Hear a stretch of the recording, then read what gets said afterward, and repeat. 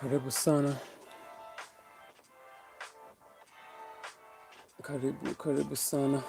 Tujaribu kwa mara ingine tuone kama itakubali.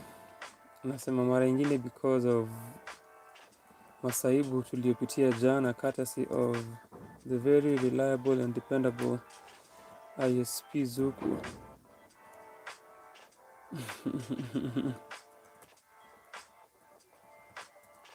Na nilikuwa nasema tutaona kama tutaifanya kwa mara ingine, na ndio huyu mie nimepatikana. So let's see. Natumai kwa vyema upande wako.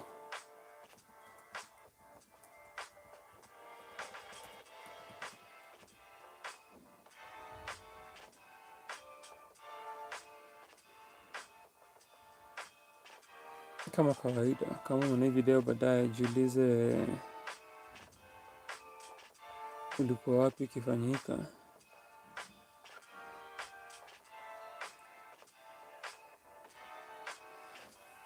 na kwa nini haukuwa area. What is this important thing ulikuwa unafanya? So pia si tujue kuihusu, tujue about significant things happening in the world. But asante for being here, for liking the video.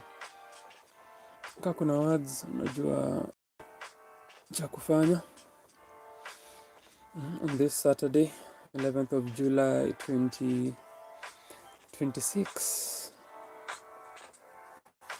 kulikuwa na session jana ile nilihave kuifanya mara mbili kwa sababu ya again the reliable Zuku.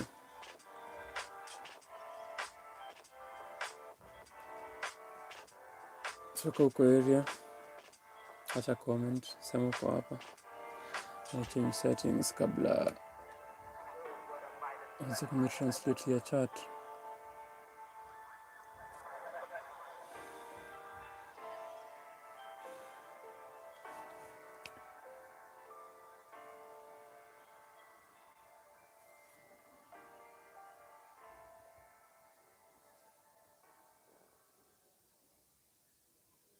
Hey, 25 people. Stranger on the internet. Hi, how are you? You're well? Are you surviving the world? How are you surviving the world? Hi to Dondre, Delisser. Hi to you. What is it? Delisser.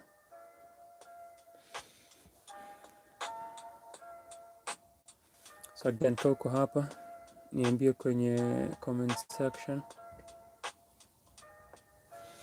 that uko area.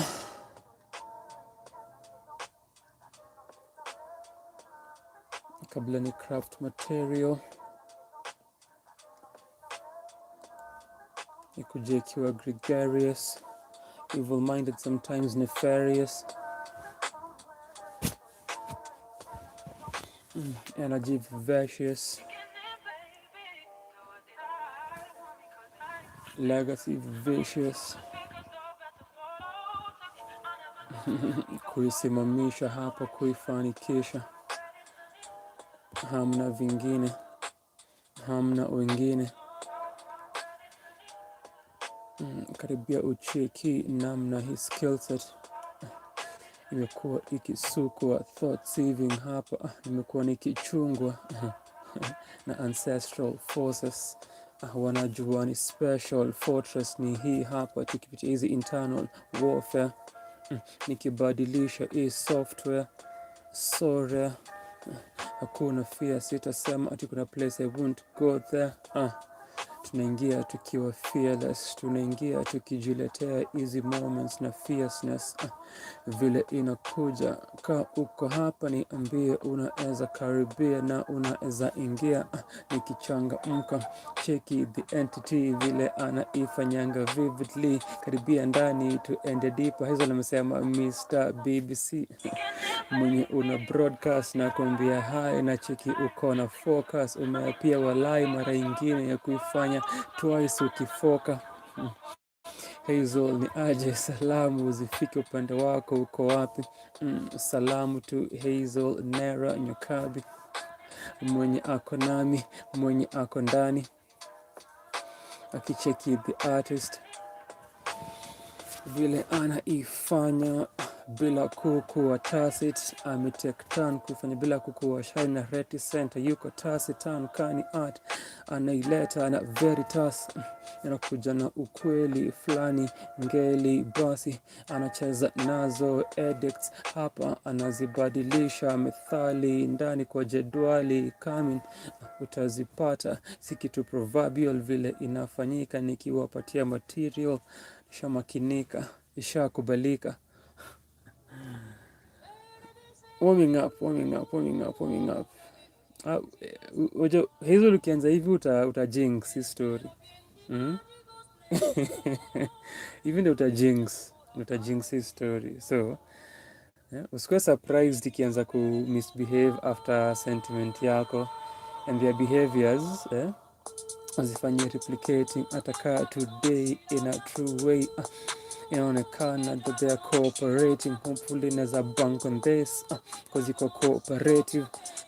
Vile kuna enda ini transnational, inapitia vitu geographical, kutoka hii place mi niko here, niko available, nimeapia nikileta connection, hakuna cha kuteta, easy letters kwa confession, nimekuwa nikizipanga hapa mimi nikijigather, wanakuja wananipata na hiki kipawa, mimi nikigawa ideas nikizidivide, nimekuja kujisaidia the pioneer, na wananiambia wako here fire, haitapoa juu, kuna laughter na atajiondoa tu kama itafanyika, ndivyo ananiambia, but for now still ninazijinx hizi ideas, ninazimix hapa nikijifix, amesema ataishia faster cause atakuwa ameijinx, bado ndani ya mix ako nami, natumai that ako happy, nazungumza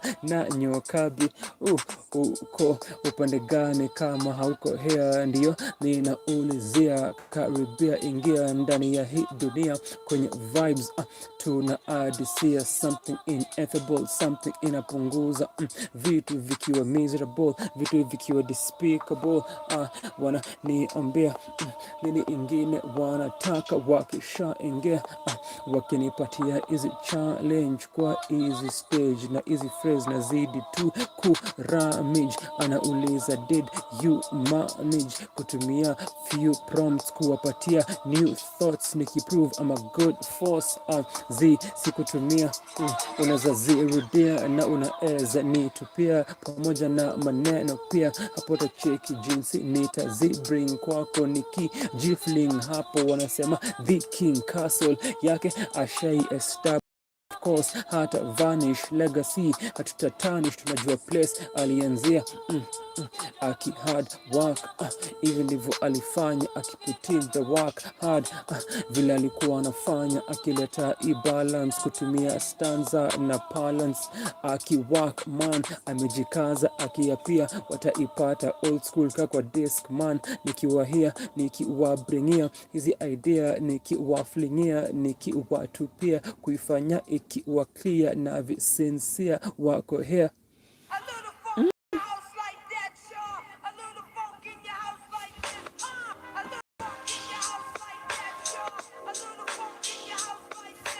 Kuja niki rock crowds, his sound ni stable, nika imetoka from the horse's mouth, wanaipata from the source now, wanajua nani chanzo nani source, wow, ndio wanaiangalia, kuna more that basi naweza wapatia.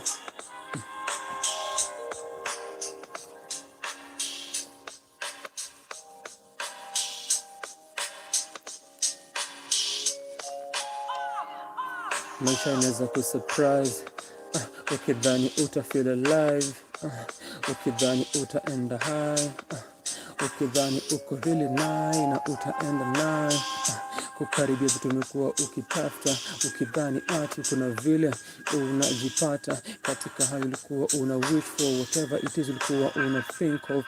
Inaweza kushtua, unaweza kana, unaweza anza kukagua, kuchanganua, kufanya dissection, kuona vile unapanua direction ile unafaa kuwa unaenda, lakini hauko sure kuhusu its agenda. Itakusurprise, itakuacha ukifeel that unadai na uko alive. Heart ina crash, heart ina die, life ina kusmash na uko alive. Vile unahisi anymore, umekuwa ukipitia heavy thoughts, uko na a heavy soul but hauna maneno ya kudescribe na haujui that unadai gradually, unadai slowly. Inakuanga ngori, maisha siku exotic, una wish for something exotic, lakini ukidai angalau escaping inakuprovia that ni toxic, toxins kwa body. So you keep on hoping that utaanza cleansing, lakini kile ina happen inakuacha ukifeel densely, inakuacha ukifeel heavy na una creaky, inakukill crazy. Na hizi tu ni actions that huwa zina appear, life inakuacha in factions, kisha ina disappear. After easy moments unapitia anga easy torment, nothing na kuanga easy progress, inakuwa difficult to reach, ulidhani hainge happen but this inaitwanga anticipated grief. Kitu ina happen in the now but impact itakam baadaye in the future, ataka ulisahau whatever action ilikuwa. Psychology itakuwa mbezi tu, zina affect our mentality, zina affect our energy. Ndio maana sometimes hata kama hauta suspect the lethargy itakupata juu kuna something that unasubiria bana, itakuhudhuria sasa na utawish maisha kukusaidia, kukuhudumia bana, ikupatie service, ikuwe at your mercy, lakini haita happen. The massive grief, something not holding deep, something utu kanga chini kujaribu kutu eka at a level ile kile tu na feel si special, but this is just what happens na the human experience. So kila kitu itakuja na brilliance, ya kujanga in the future, na kuanga anticipated something takuacha ukihisi tormented, ukifeel uko demented,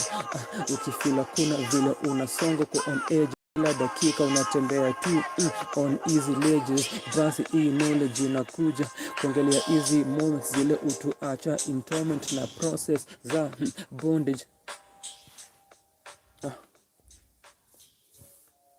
Kitu anticipatory, maisha itakuambia hizi ni vitu mandatory.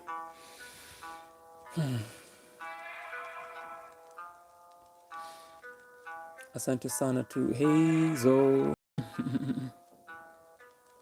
Asante sana tu hizo. Nilikuwa na excitement ndio alikuwa anasema kichwani, lakini pia hizi feelings zikiwa heightened anajua zita end up wapi. So anawaza kama aifanye ama kama aache kuinacha, cause anajua jinsi future itakuja na itamcapture kwa hii place. Si mara kwanza itamfracture, anajua vile itaenda. So anawaza kama ata maintain ama atakacha, kama atazidi ama kama atangada, kama ataendanga deeply ama atafollow tu ibada ya zake falsafa vile alidecide, because anajua kwa akili akireside. Hizi ndizo insights amekuwa akilive with. Si mara ya kwanza, anajua the outcome, jinsi itaendanga, jinsi maisha itamtendanga, cause ili anzanga akiwa primary school before ajue kuna shule za wenye special needs kabla curriculum na education kwa shughulikia. Ilikuwa tu just a speculation, haikukuwa ina exist, hata haikukuwa content contemplation. Hizi ni beyond confessions, hizi ni beyond situations za watu wakitamani more than graduation, more than an elevation. So back in that day, back in those ways, back in hizo siku, akideal na maisha yake, kujaribu kulana, kujisustain, na pia ile stigma ya wanafunzi. Unajua vile zinakuanga vitu flani deeper. Of course utashangaza sana na vile wa junior washakuwa inculcated na socialized into ideas za kuact superior, na pia kukutreat kama an inferior. Hakukuwa anaelewa vinaenga, hakukuwa anajua kile inafanyika, hakukuwa anajua vile madakika zilikuwa zinapita wakimambia kuna vile you are not like us. Kwa hivyo kihakika alikuwa anajaribu kuifanya na certainly, lakini bado hakukuwa na any happening kwa system, haikukuwa meant for him. Anakumbuka one of the classmates alikuwa deskmate wake, alikuwa anampetuma message kitabuni, akimandikia, akimsaidia, akimbadilishia mtazamo kidogo, akimletea light kutoka kwa shadows. Haikukuwa zogo, alikuwa na feel darkness, alikuwa na undergo a deep sadness, akijaribu kutafuta reprieve kutoka hii madness na insanity.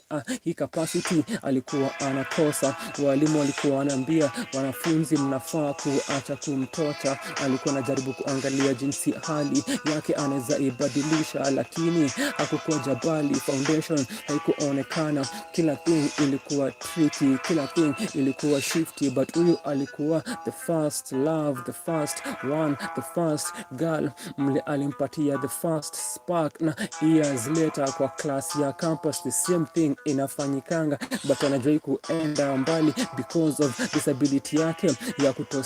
Ilikuwa hivyo clear cause alirealize kuna more that angetaka but haezi msikia, na kuna communication ile inawezekana cause ilikuwa difficult. Hata angejaribu sana hakuna baraka ile angepata. Kwa hivyo hakukuwa na any fanaka, and so day one kwa class ya campus after orientation amejipata katika hali similar na kile ilifanyikanga, na anajua itakuwa difficult. Kwa mara ingine maswali anajiuliza kama ataanza mara ingine kuzungumza na mwingine, cause all this years ni hardships amekuwa akipitia.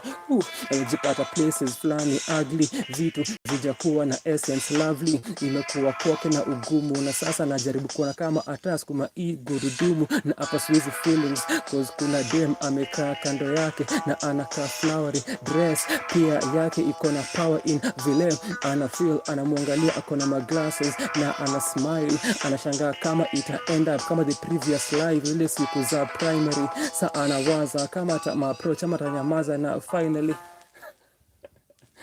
ellipses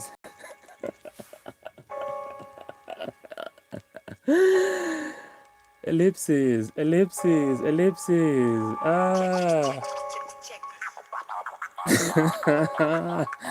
The inner thoughts of a deaf mute guy meeting and becoming awestruck with a flowery character. Hearing girl.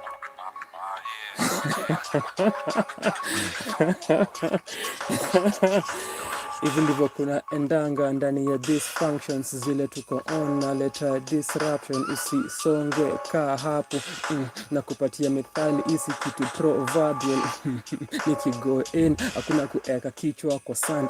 Misi ostrich na vunja hizi doctrine, karibia nimestand on easy story nikiziplant na mori. Zinakuja na then nikikupatia easy stages zile nimekuwa nikistep on kuipeleka too far. Nakuja nikiacha Shakespeare because ini jukwa. Nikitap into my poetry, nikitap into map floetry vile inakuja na a new soul. Vile nimewaambia na wapatia new songs and new thoughts. Hapa mimi kigroove songs zinanishikilia na easy rhythm nikifanya hivi. Susi art ndio hii hapa Eminem na story za Mockingbird. Ina get sentimental mimi nikiwa hapa kuwapatia heavy mental thought processes. Nikishawambia all progress ndio ninakuja kutafuta hapa kwa pipeline mafuta. Angalia jinsi ana rhyme akislide hapa nikitoil, ndio maana nimekuwa nikitake time nikija hapa kisha nina break minds na the conceptualization za reality. Hapa nikitap into process ya abnormality, the best in this, watakuambia compliments hazitakuwa backhanded, utawapata na hizo red herring red handed, wakiwachocha na wakileta easy marus na easy subterfuge. Mi nikiwa hapa nimekuwa nikikaa na kuchoose jinsi nitakuja na nitawaachia tunes ambazo zitawapangia grooves differently, insisting na kufanya hivi lyrically. Ma actions zile zinakuja na energy mithili ya mass action, one man band, si follow bandwagon. Mi niko here kufanya vile tu ninataka, nishawaambia jinsi inakuja, nazidi kuichannel energy nikiharness. Angalia jinsi legacy inakuja, cause nimezidi kuacha wakimarvel na kutafuta shine kwa kila line, kutafuta dimes, kutafuta luck kwa each light kama baker's dozen. Kufanya ikiwa na lightness, nikiwa here nikiwa bringing easy mindset, nikihesabu thought process one thing kisha items nazieka pamoja nikicollate. Wanasema of course hamna oja, you are the great vile umeifanya ukaiprocess katika hii conception ya kuprocreate bila deviation, vile ina go tuko nawe. Na of course mi nikiwa hapa I'm stating thanks upande wako, sijui kama hii ita amount to breaking bank, sikoshia nambari zitakuanje, lakini bado kwa sayari na go round the earth na exit the axis na ingia kwa different strata na galaxies. Mi nikiwa hapa kama schemes ndio unatafuta, please come na mi galaxies kama schemes unatafuta, we come na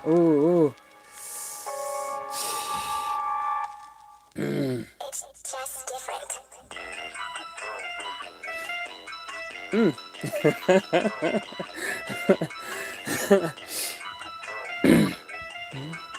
na completaji circle ya cipher na niko solo, lakini bado inakuja ikiwa vibrant.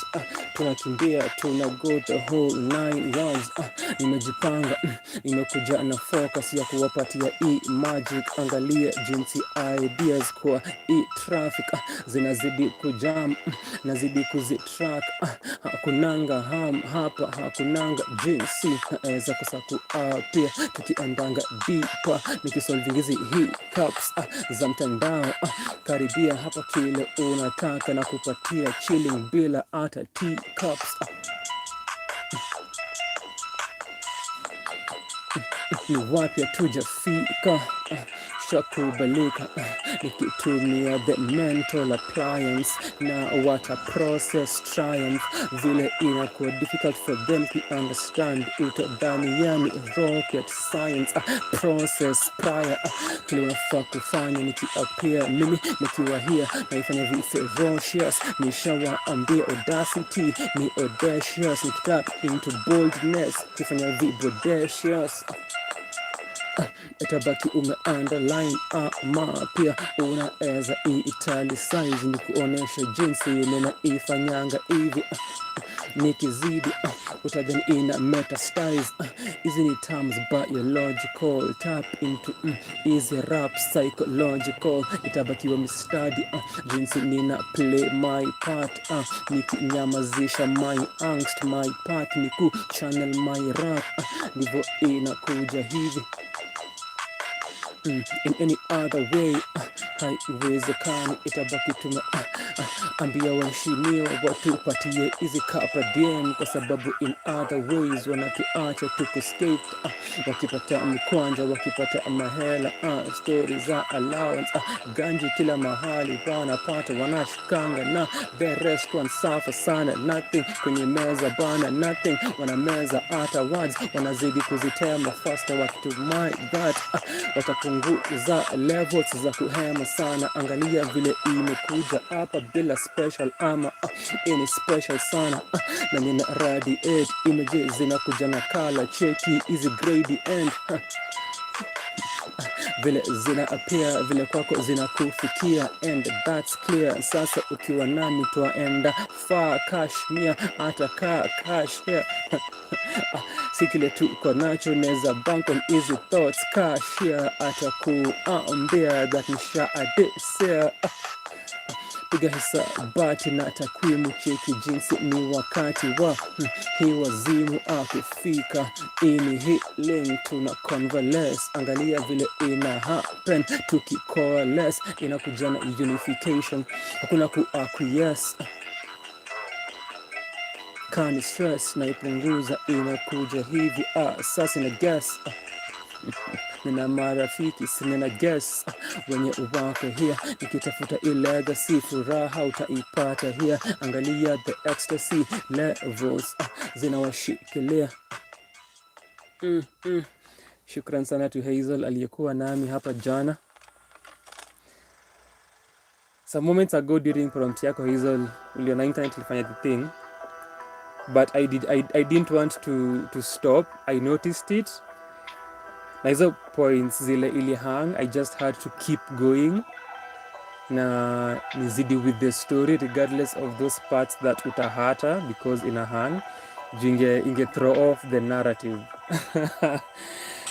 Yeah. Na ili happen jana pia during Jean's prompt. But na behave hata ka ina degrade hata ka ina depress, asi bado na jipress, na bado na jipress kwa hii track, bado na idispass hapa niki idispatch, hope inafika place uko na itakubalika. Bado mina zidi, nina mziki hapa, deeper rhythm sana utazipata, zinafika quickly ama zikuja na slow ness, any part of the process, any part of the progress, na kupatia hizi idea the pioneer, nazitupa kwenye prospect, kuna place inaenda, images si nazi project.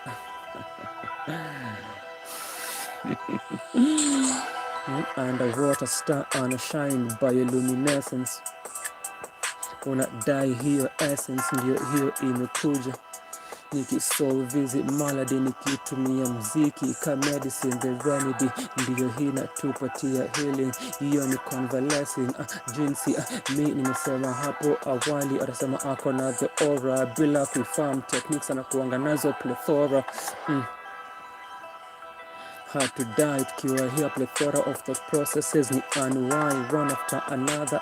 Kani kufly wanajua place tunaendanga, kani heights wanaona jinsi the agenda hapa anaipanga kisha anaitenda, akitushikilia juu shinda suspenders, vile wanaitaka wanaipenda.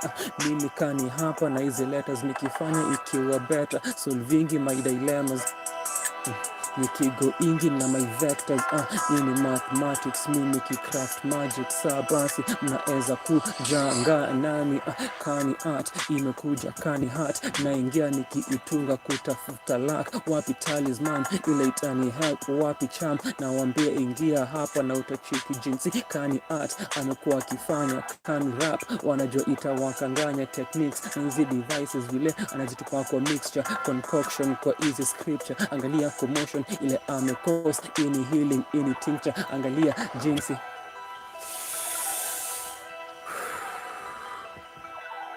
interesting things are happening. Akiskata art, akiskata raps ndani ya easy paragraphs, akili ina travel kwenye airwaves, wanderlust you ako nayo. Art tafuta paragraphs, tafuta art paragraphs kwa airwaves, wanderlust. Shukran to Hazel. Nilikuwa nasema Ali aliyekuwa nami jana, alafu Zuku kamfukuza. Alafu on this live ile yako anajua iko nani, nakupatia shukrani. Kwa vipi upande wako nyumbani?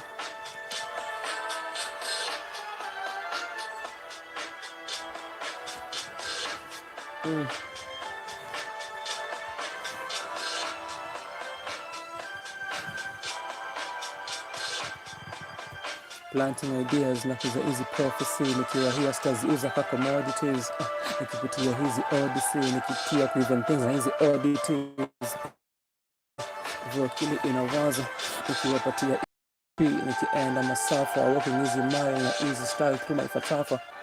Hiyo kile natumia nikiwa hapa, internet imeanza kufanya ile ufala ilifanya jana, lakini bado natumia ujuzi nikienda forward, hakuna upuzi ili itanifanya kusimama nikiwa hapa, taa kama itakwama. Acha nizidi basi nione jinsi kunaenda ukiwa na mimi hapa.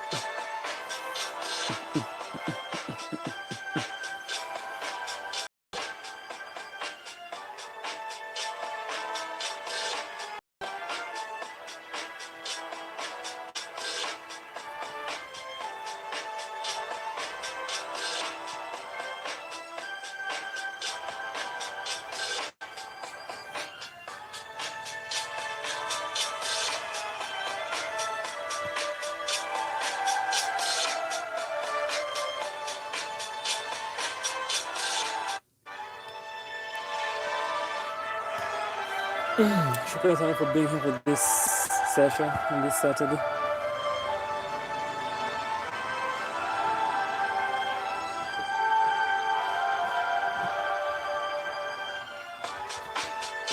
In the future, walijua itakuja, waliona kunafaa au itakuja, na kulikuwa na fears, kuna vile walikuwa na energy. As far as easy company, walijua itakuanga agony in the future, watatakuwa demented, but easy companies azikuangi limited in vile how act, wanakuanga vigilant in their actions, ni raw, ni militant, even the raw huwa wana walikuwa na walikuwa opponents, lakini ungeangalia vidu jinsi opponents walikuwa wana think, opponents walikuwa wanaambia issue ilisha ilisa say issue ilisha say tongue twister, lakini bado wanaendelea kufanya much maker quicker na moments za recovery walidhani atizingefika, but ilikuwa ngumu, ilikuwa ishaenda mbali vile walidhani zilikuwa zina come true. Walikuwa naulizia jamii na stand on gani values, nini wangefanya anymore, because legislation ainge happen, dakika zilishapita, time ilizidi, hesitation iliwaacha wakiwa chini, walikuwa wana lower hizo milango zilikuwa zishatingika, wakabaki ndani ya the shadows, wakajipata wakiendelea ku-complain, but ilikuwa new dispensation, a new situation, bila hata idea zingine kuzidi na generation. Hawangesikia any opposition, hawangesikia any opposite thoughts, walidhani ati ingewasaidia, lakini waliachwa kwa hizi ordeal wakigo in, but zilikuwa new doctrines, walikuwa na establish vitu za jamii, watu walikuwa na questions, walikuwa na pitianga anguish, but kampuni zilikuwa shapita hiyo level ya kujipata kotini na kuagi, walikuwa na zidi pori kujaza pomoni na ganji. Ilikuwa the new experience ya relationships, ilikuwa inabidi unabuy companion, even ndivyo kulienda, na ilikuwa dystopic, haikuwa euphoric for many, but walikuwa washakuwa push through forcing through easy companies, walikuwa embedded na government. Ungeangalia vile wali manifest na jinsi wali germinate, wakaiplant properly. Mse mmoja alikuwa anashangaa kama soberly angelive, cause alikuwa na struggle, hakukuwa ana understand jinsi bubble ilikuwa bado ina exist. Alikuwa one of the critics, but sasa anajipata katika hii hali, vitu vimekuwa vikifeel. Alikuwa anadhani that angeepuka, lakini sasa anajipata kwa basement ya kampuni yake, place walikuwa na hizo privilege, kujaribu kujiestablish partners na kumiliki difference printer kule chini, akajiingiza. Alikuwa amengoja wakati hakuna pale, kwa walikuwa anajua si kitu alikuwa anadai, hakukuwa ready kudai na kujoin hiyo party, na alikuwa kwa TNJ, alikuwa na hii photo alikuwa ametake of wake boss. Kuna vile alikuwa anamdai, kuna vile alikuwa walai anafikiri anga, lakini sasa because of class differences alikuwa anajua hata mhack.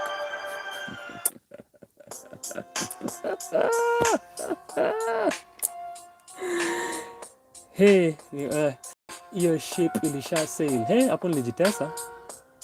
Hiyo ilisha sink, hiyo ship ilisha sail. It's not a good idea to try tongue twisters when you're freestyling. Hiyo ship ilisha sink, hiyo ship ilisha sail. Ameenda kwa basement kwa 3D printer.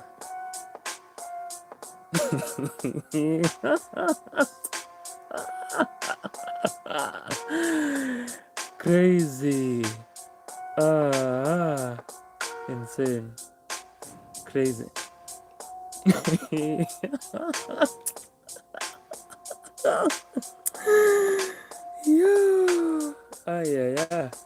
Hii ni kazi ya hizo. Na Zuku ameweza kufanya the thing. Hii ni kazi ya hizo. In a world where AI companions are a norm, our character is unable to afford to purchase one. But this guy is determined. He finds himself a 3D printer, but can't build his perfect companion until he takes photos of his muse. Where? Damn. You've actually built. That's AI to build. It was challenging but fascinating on how the story unfold even for me. Initially as I was telling it, hakuwa akue one of the AI critics previously, but story imeenda huko. So mwenye alikuwa na resist but anajipata kwa situation na reality where you can no longer resist it, na anaifanya surreptitiously. That was very interesting. So the story unfold pia as ina happen, which is fun about this challenge ya ku freestyle prompts na ku story tell. The story builds itself as it goes. Then the 3D printer in a basement at his workplace, alafu the muse being the boss. That being the last detail. Anyway. Hii ni kazi ya Hazel.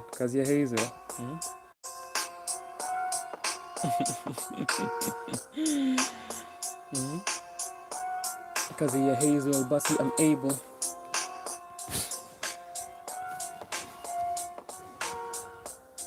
kufanya na tactic stable. I think kuna more words kumenipatia. Kuna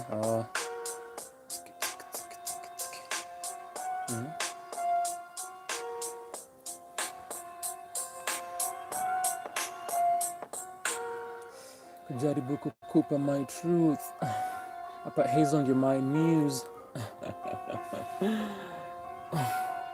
Na kile ana choose ndio kile nina do.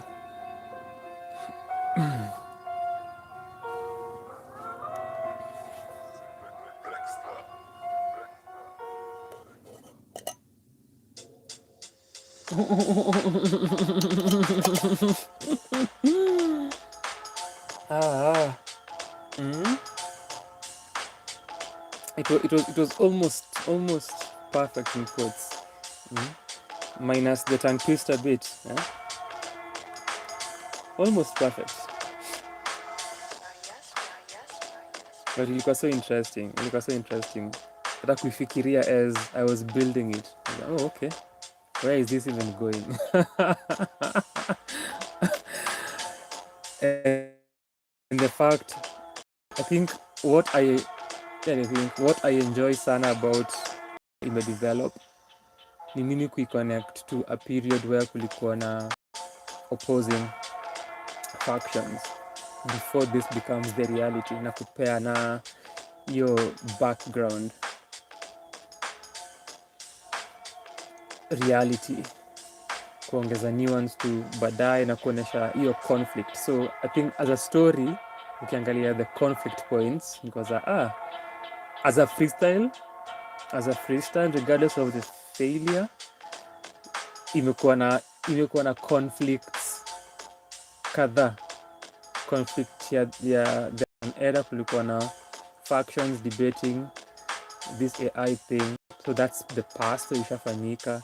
Alafu kuna hii conflict ile hadai kuparticipate na kupartake, but sahi that's the reality, so ako forced through, so kuna hiyo friction.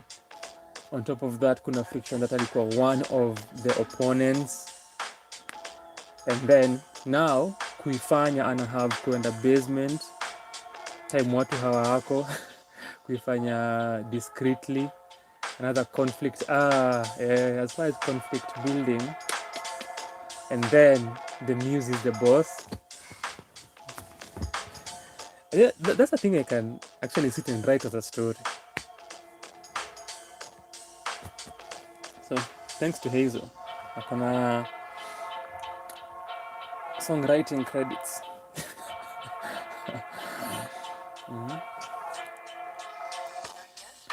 Nikiflow wisely, nikifanya so wisely, so tiny in the land vile inafaa ni true, ananiambia please do. Songwriting with you. Hii shughuli inaunganishanga watu, inakuanga ecumenical, led to the party, karibia hypothetical.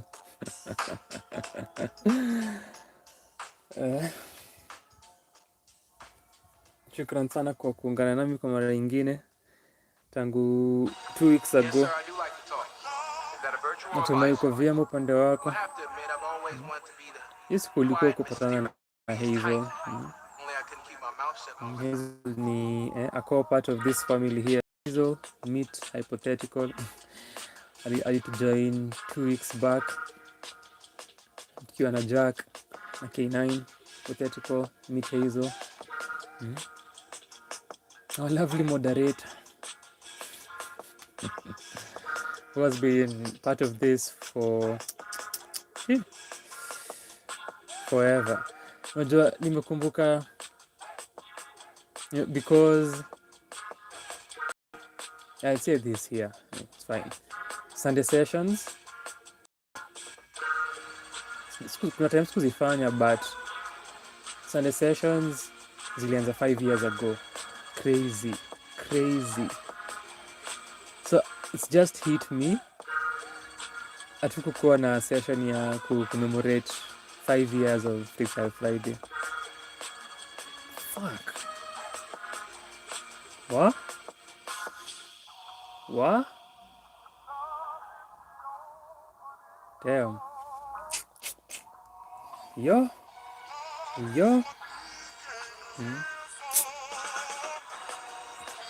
Unbelievable, but that's how long Hazel has been part of this. Half a decade. That's wild. That's so wild. What? What more can I say? See, hypothetical Hazel and Selma. Hey.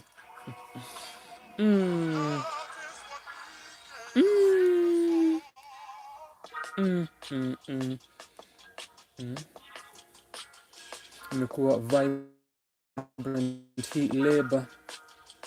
Niki Meister, Niki minor na major. Hey yo, ni sikufikiria in that is so long. So asante tu Hazel na hypothetical kufollow na kuungana nasi, kujipata hapa ndani the artist katika hii journey, mengi ya kutafakari, life's ocean, cheki hii bahari, vile niko ndani, still flowing, still floating. Asante for flowing with me, going with me. So see the freeze still unazidistribute karibia hapa na tunaweza attribute hii power hii fire to hiki kipawa lakini si alishanawa kwa hizi water za maisha akiwa hapo ataslota ikidai kumhangaisha na ikidai kumtamatisha anaendelea na hizi raft akizidi kucraft kutoka the heart before kumaliza kabla kudepart si bado the art. Nipatie more words kwenye comment section.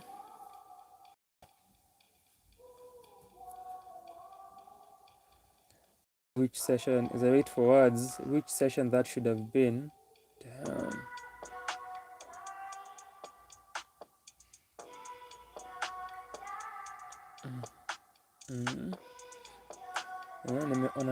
Nimeona kidogo nimelag lakini bado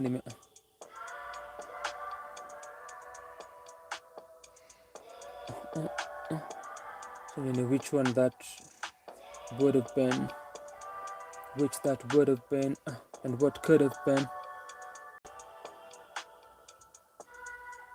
And uta see nini una seek uta be uta ingekuwa freestyle Friday. Damn, hypothetical brought me here. Rita, yo, asante. Amekwambia nini? Amekuchocha aje? Hebu mseti kwa comment section useme amesema nini hizo. Tujue kaa na baki ama tunamchuja alafu ubaki. Karibu sana Rita, shukran.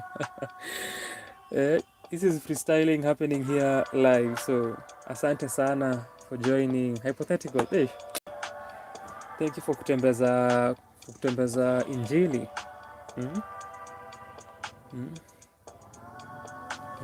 Asante sana, niko sincere. Umeitembeza. Bring Rita here. It is real clear because amesema you brought me here. So the session that was Freestyle Friday 138 should have been the commemoration of 5 years. Damn. Which is 1, 2, 3, 4, 5 Freestyle Friday sessions back.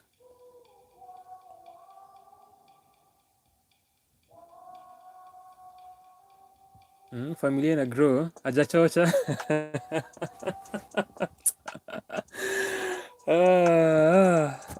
Umetupatia information na tumeona troopers from hypothetical ajachocha, umeconfirm rumors. Umeona jipata kwa base, niko here naingia kwa a new phase, kuifanya hivi in a true way jana na pia today. Asante kwa kukaribia kwa hii space, kuingia kwa familia, umejiadisea. Nazidi kuwa easy meter, nazidi kujikimbiza, nazidi kukua myself nikiact right, hakuna cha kuigeza. Niko hapa ndani ya venue, kwenye menu unaweza ageza. Kwako na hope that unanyita bila kwenda way off. Niko here Raymond, Rita. Unaweza replay songs because zinafika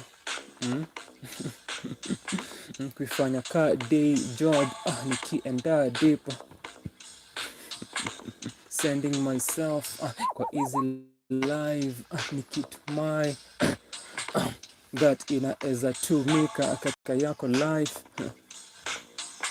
Ikuje na utility, mini kitap into my mental faculties na easy facility, zile natumia cheki jinsi capability.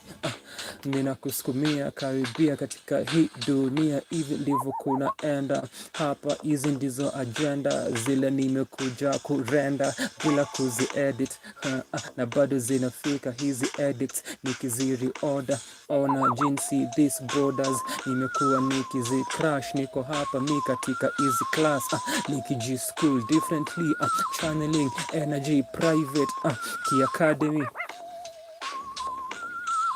Si blasphemy wakisema ni creator, kuzidi katika hii level ya mastery kwa hii path bila hata kukuwa deviator.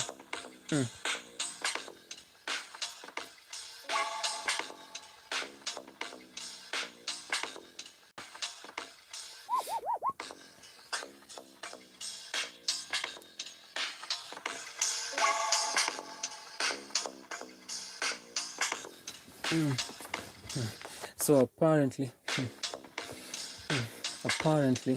aliweza kufanikiwa.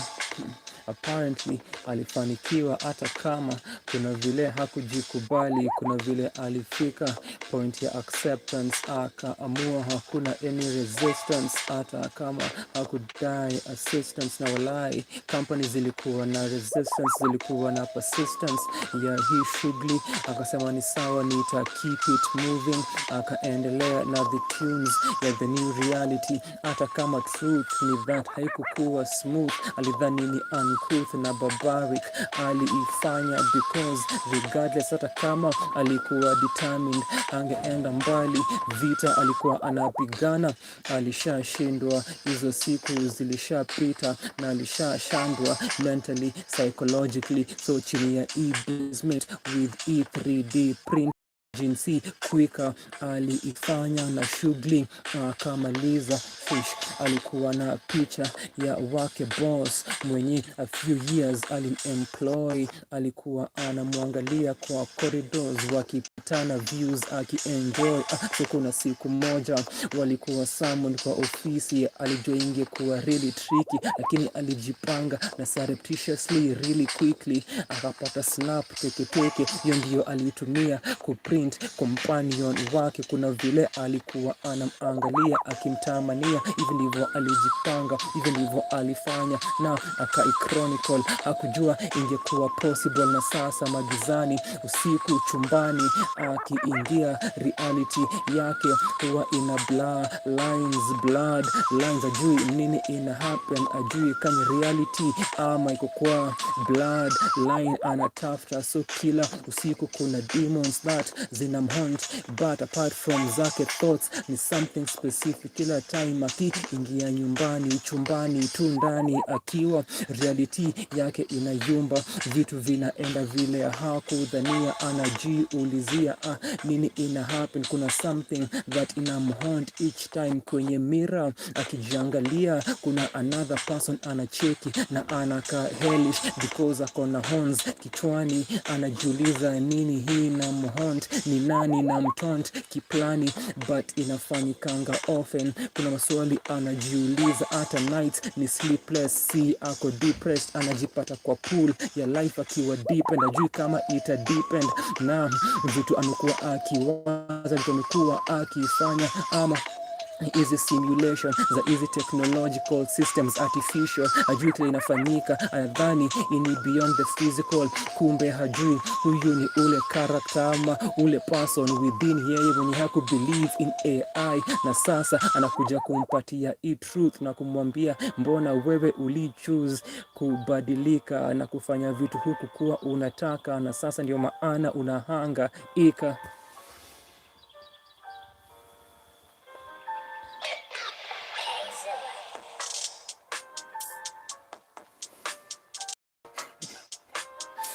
I'm such a vital force. Images na chora with my farm. Wanasema hii aura naifam, and I'm the final boss, the icon source wa greatness. Chanzo akiwapatia haya matangazo na si news.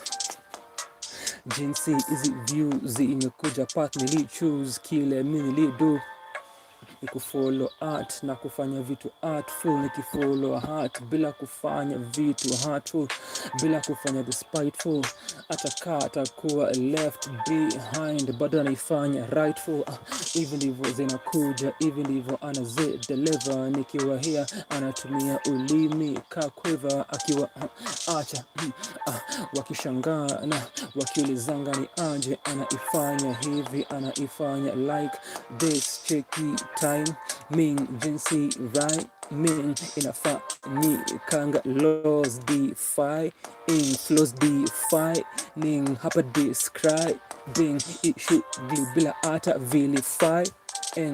Inafaa ikuje hivi, huyo ni star jinsi anang'aa kwa galaxies. Nikijana hizi fallacies kuziekanga chini, nikiitamanga quickly inafikanga hizo pande zile uko kuna endanga hivi vile tu inakuja. Unaweza angalia vile inafaa na nishawaambia hapa tuko rada with the flow. Ini 141 kupatie E411 tuko 144 vile hapa tumegrow beyond the local, pia beyond the global, uni beyond a mortal.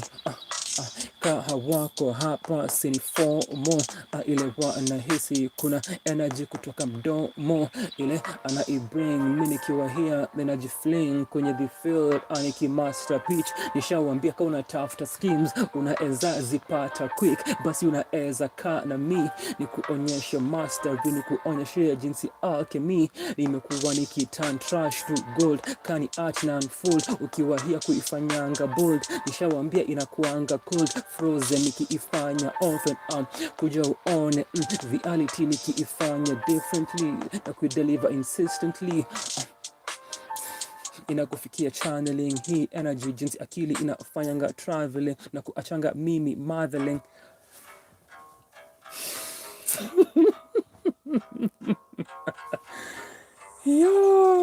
Yo aya Hazel, bado uko hapa? Sikuwa nimeongea after prompt yako, sijui kama ulifollow the story ama kama ili make sense. Unajua inaweza kuwa ija make sense. Hiyo ilikuwa prompt ya Hazel. This guy is being targeted by a demonic energy in their home, with the audience see the demonic character in this guy as separate, but ultimately find out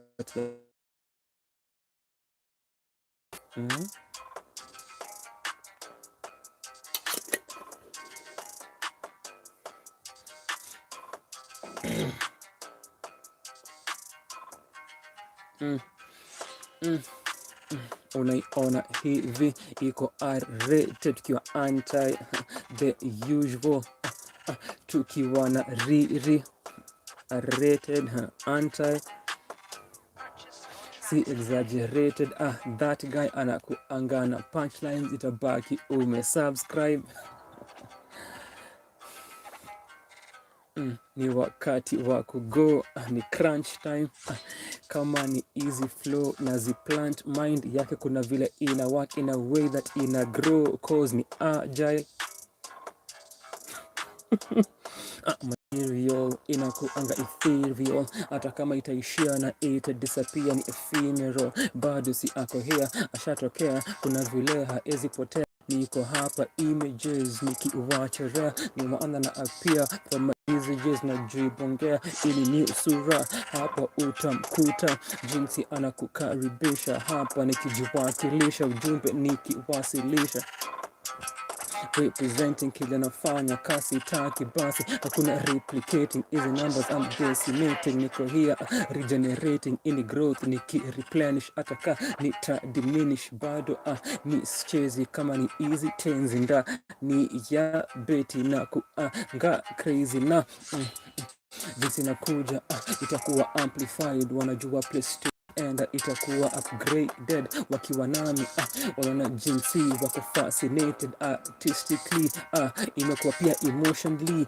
cultivated na emotionally activated. Kuna jinsi hisia zikiwa here zinawafikia kile wana feel hawajahisi before come na mimi, because mashairi kwa flow nimekuwa nikisuka cause niko topical, hakuna ku throw shade hapa, weather ni tropical.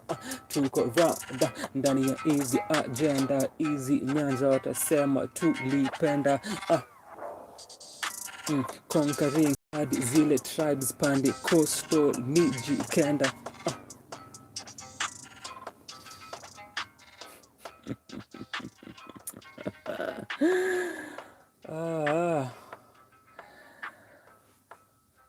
amesema I did najiongelesha tu nikisema maua is not enough. Hiyo story pia ilikuwa going back to how alipata picha yake from the boss's office to printing na kukuwa successful, and now the demon that's hunting him ni wild. Yo, hiyo ni EP Hazel. A 2-song EP.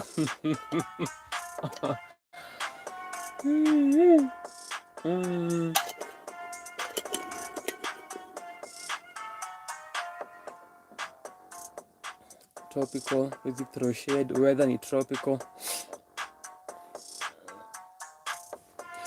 Imekuwa activated, artistically cultivated. Haiko emotionally fabricated. Hizi si fabrication. Memory iko rada. Hizi si confabulations. Hiyo ni term medical of course. Mimi kiham niko credible in vile naifanya, nikivunja hizi norm karibia hapa ndani utakuta zile form za tuta experience before. Wanajua kwa foundation nani mwamba. Hati yake ina movie musical kaka yamba. All over Africa jina unacheki ni African, inamaanisha iko part of the heritage, inamaanisha iko part of the ancestral inheritance. Kile ako nayo alishaipata, vile nimekuwa nikifollow nyayo, basi si hapa hakuna tata jinsi kutumia balance na deliver stanza kila siku ile unataka, unajua vile mbinu utapata flows, anacheza nazo bila flows, hapo utazipata. Ona jinsi kuna enda, ona jinsi the agenda, amekuwa akitekeleza sliding rhyming, akiteleza timing kupitia climbing, anaieneza injili easily vividly easy ni zile places ameingia, zile phrases amewabringia katika hizi places, na kwa akili jinsi anaingia inakuanga easy vile anaifa nyanga hivi. Akishatokea unacheki umahiri kupitia yale ambayo amewachorea, ushairi utamkuta hivi ashajipanga na umakini, ukija hapo utamkuta simply amejipanga, anafanya wake marafiki ashawagadha wakaingianga hapa free.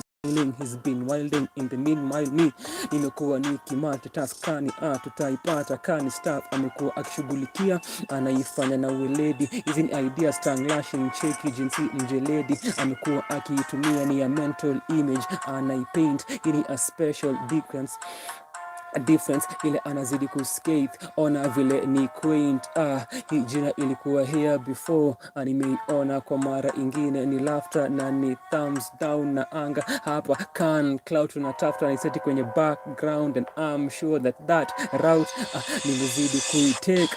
Mimi nikistep up kwa hii plate nishawaonesha vile umahiri unazidi, na utakujana mimi nikuonyeshe jinsi taka anga chini jo vile anaifanya, si ako makini. Energy ni presidential cause ako na uwezo ya kuifanya hivi, ame the credentials kuifanya ikiwa special. Hii ni experiential. Niambie kama ni special, ingia kwa easy dimension, nishawaambia kani diagram hapa akunanga ni kumaintain, waambie wakuje alafu wacheki the brain jinsi naifanya bila disdain. In this way unaeza replay kama unaitaka, kuna tasteful things hapa unaeza onja. Ona vile nimeshika tamu bila kushika kalamu, mina jiongoza. Unaeza cheki jinsi boxes za greatness nimetik, lakini hii blood sitafyonza, inakuja ikiwa hivi, sitawa penalize kwa maana misi tik, na hapa tuti pesticide hatuihitaji. This is the best side, nikianza ku rhyme na kuwa tempest. Why? Ni because in storm vile inaenda, waambie wakija hapa wanaipenda, nishaenda zangu cause mema mimi nishatenda. Life ikiwa intense na hema na pumua, alafu unazidi hata kaita ni depress na jenga hii immunity kupitia hii unity kutoka this community. Nikiwa hapa wanajua kuna soul purity. In unison tunaendelea, usisare in uniform tumejishikilia. In school of thought tofauti ni classy, feeling ni jazzy, kama the artist hajawaonesha kuvunjanga the margins, basi si come in kwa hizo spaces, niko place tu tofauti. Waambie kamingi jinsi ako hapa na mimi nina plant rhymes of course jo makini kwenye punchline ameipata. Niko na familia ya weusi, kujanga na mimi ni familia. Sasa usijifanye hauji vile imekuwa easy kutoka hapa hadi da because amepiga tizi. kwake ni rahisi kufanya na umakini, inakuanga hivi. Waambie fools walishaerevuka, waambie tu tukikuja na tukiingia kwa hizo spaces wakisolidify, itabaki basi wameyeyuka. Tunawaliquify hii noise tuki-amplify, hii voice wakizidi ku-crucify. Sisi hatuja itakuwa faint, the solid thoughts hapa basi zina melt. Integrate kila thing, tunakuja tukiwa disintegrate. Nina scheme ya kesho tunawa denigrate. Wanajua candidate ashaonyesha kitisa. Shukrani sana kwa kukua hapa na kujiingiza kwa mara ya pili hapa. Nishawa nasa nikawa the performance the author bila hata authorship naishikilia hapa. Mi ndio na ile grow ikiwa farm conduct imekuwa different. Welcome, nisha kuambia tentacles kwa easy network zimekuwa zikiwa more than a spectacle. Na an hour in naingia zone.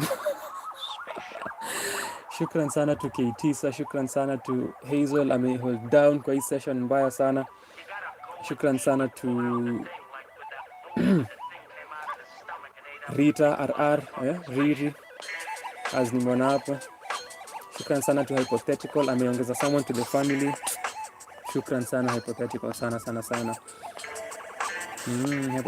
Alinitumia DM, so shukran sana Hypothetical. Nilifurahi sana kuicheki.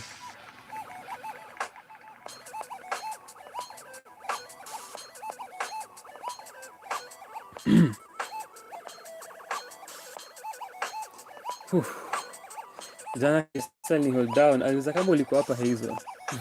Nisi kama uliona kwa the post I shared. Aliuliza if you are here. Aliuliza if you are here. Aliuliza ka ulikam near.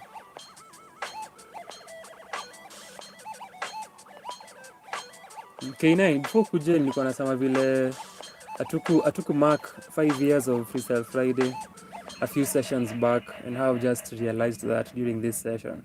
Because damn, I've been doing this for... That's the fact that it's half a decade is so wild to even think about.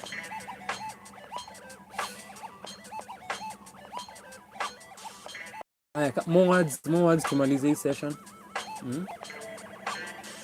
More words tumalize hii session. More words tumalize hii session. More words tumalize hii session. More words tumalize hii session.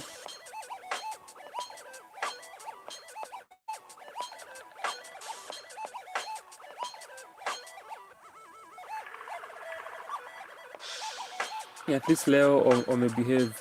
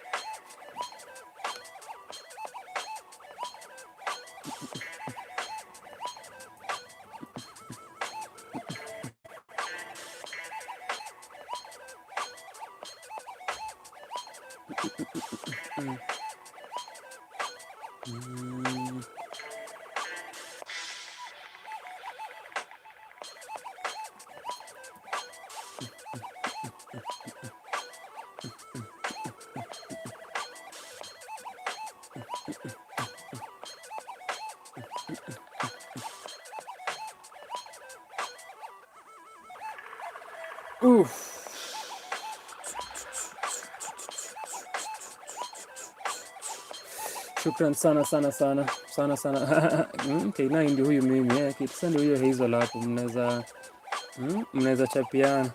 Juliani hali.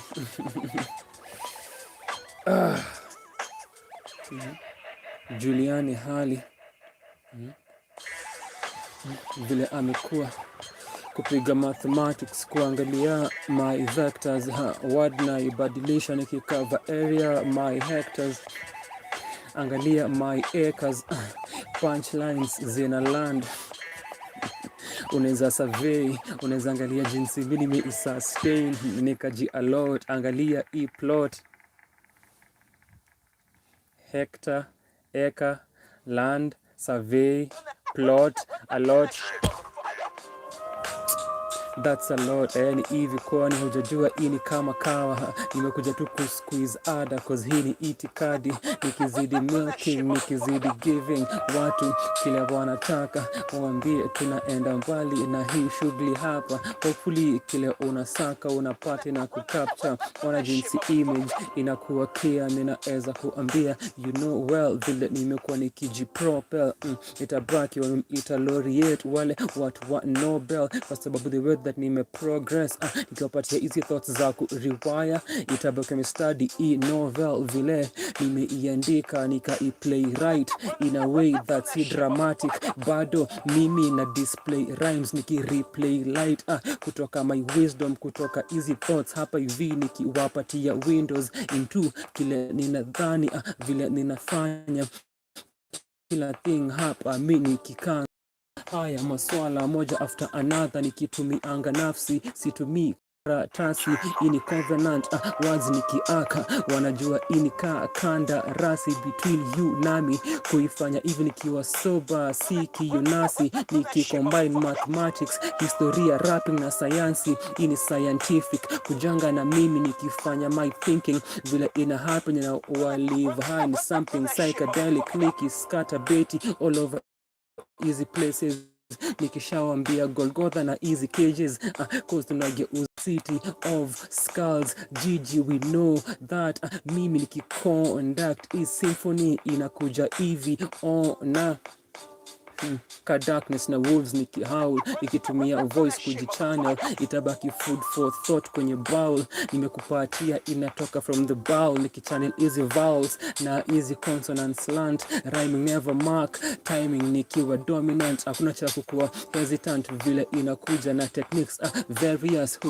Tuende hadi pande za northern Sarawi, kisha tuwaeza shuka katukuta Malawi. Tukiingia channeling kile inafaa akili unravel dunia vile inakuja bila vishasha. Kama ni awa ya kurashwa watafeel rasha. Mimi nikiwa hapa vurugu na rapsha ndio wanapata. Huku tuko hai tukileta vurumai. Waambie basi tusikuma gurudumu tuko alive. Hakuna cha kutaya hapa tunajiriwaya. Ona jinsi the artist amekuja na anaipen vile inafaa. Kila thing ana amend vile anang'aa. Vile iba na erase na si inafika. Kama ni show ni villain cause ameiba.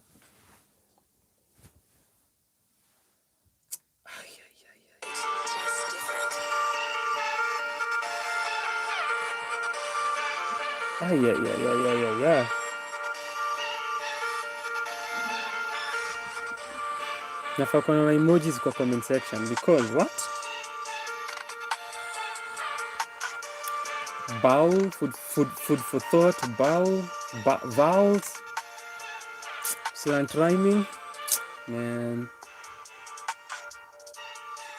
Kama ni awa ya kurash, rash.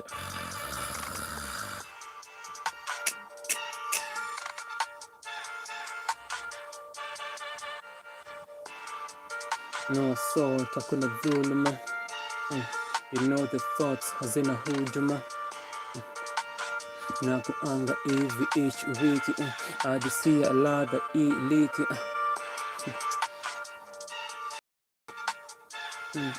Ya kuvuja it's leaking.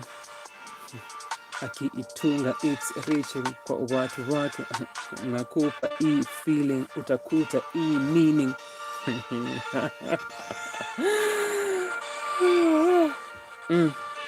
Ni vital wanajua basi hapa ni ka disciples. Angalia wafuasi vile wanaacha wameshangaa vile ameinacha na kuna cha kuhadaa. Truth ni that aki lie down ataangalia vile nimeleta my sound.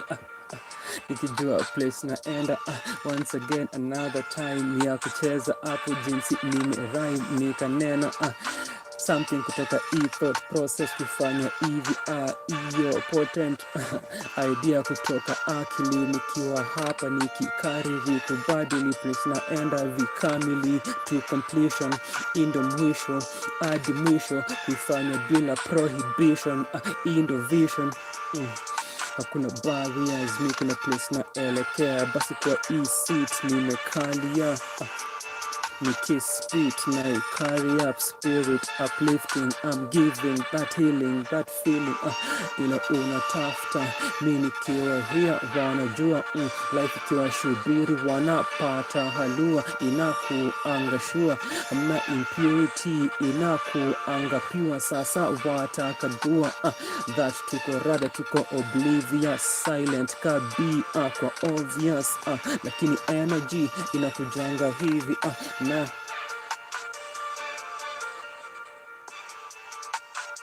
niko sawa, nilikuwa nilijua nilijua nimeiona, lakini bado tuko vibrant, ni obvious. Hata kama kuna easy moments tuko hyper, hakuna cha kuiacha, ni wakati wa kufanya mathematics na kualter hisabati, alter timing, you know the timing and the rhyming, vile amekuwa akifanya unaiona hype inazidi kwenye comment section, we know the lessons amezipitia, we saw the effort man, we saw the methods, vile zimekuja kiwa ready na kuifanyanga studious, standing on the various moments, siku za tizi kila siku here, part of the progress imekuanga hivi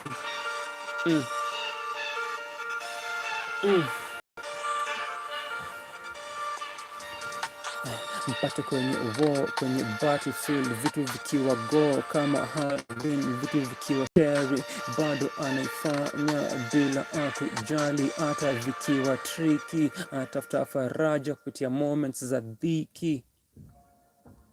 Baada ya dhiki ni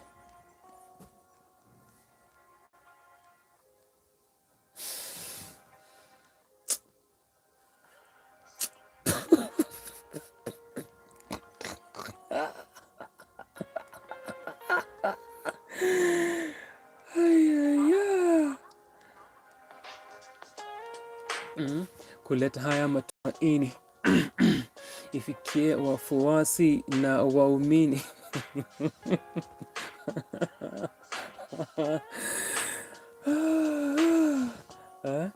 Tamaa ikiwa duni, hapa nang'aa, usijifanye aujacheki, niko acculturated tu tamaduni, acculturated tamaduni. Wakiingia wana scream, wanahola, aitageuka obscene kisha kahola.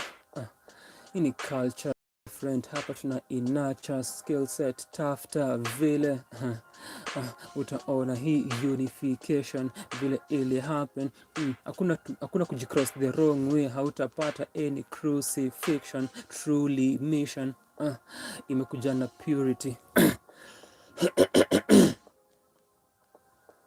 Enda kwa hii long walk kimatiba, waambie restitution ndiyo yetu katiba, hiyo ndiyo constitution, ni maswala za uponyaji kutumia kipaji, alafu watasema usotaji vile walimvisha. Story za usotaji hapa zinatutatizisha na zinatumaliza, lakini bado we are the force, tukizidi kwa hii path, kwa hii barabara kuwahama na energy ya Thor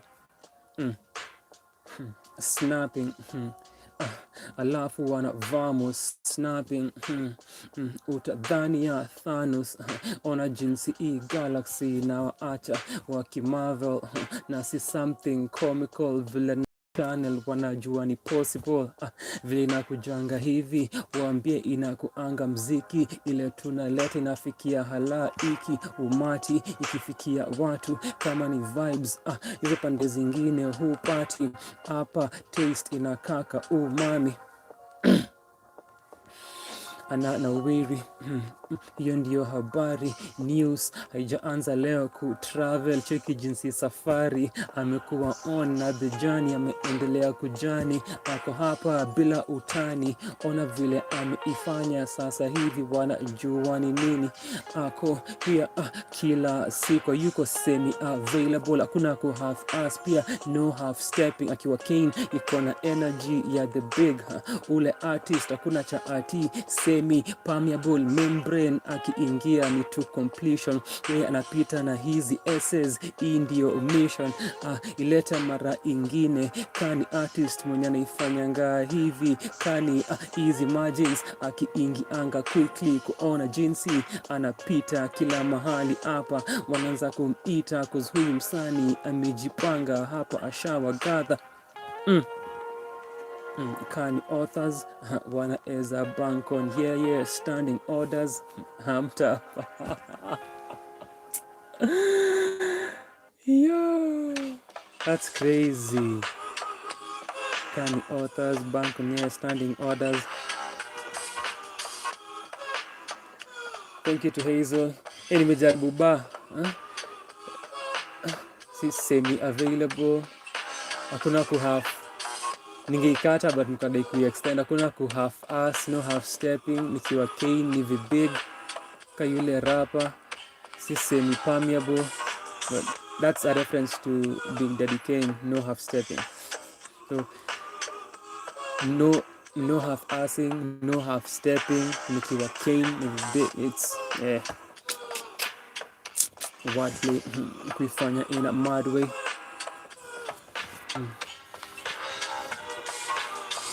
Compose skill. Kaya Johnson akiwa kwenye crossroads, watasema soul alikinda, ati soul aliuza, wataanza kumwenda kwa shows wanawika, flow inafika, they know jinsi imekuwa ikipikwa, vile imekuwa ikisukwa, hapa itakutwa na watu sin zile era za kadu na kanu, kuwaza masuala za demokrasia, vile umetonesha mademo za gasia.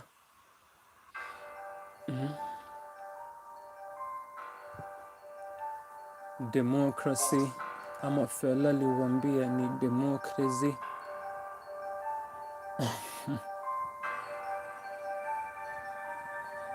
Nenda kwa historia kukupatia dondoo, story za kanu, story za jogoo kuo ngoza 4 miaka kaso, vile Moi alinena, vile alitema, alafu of course kila gava 4 wengi vile waligenya, tunaijua ninaitangaza hapa, sifanani anagonga na hadhira, through kila season na deeper wisdom inafika kwa hadhira, inafika bila hata anwani, cause vila naiaddress akiwa here, of course kila thing ni open, si truth wanasema huwa iko undressed.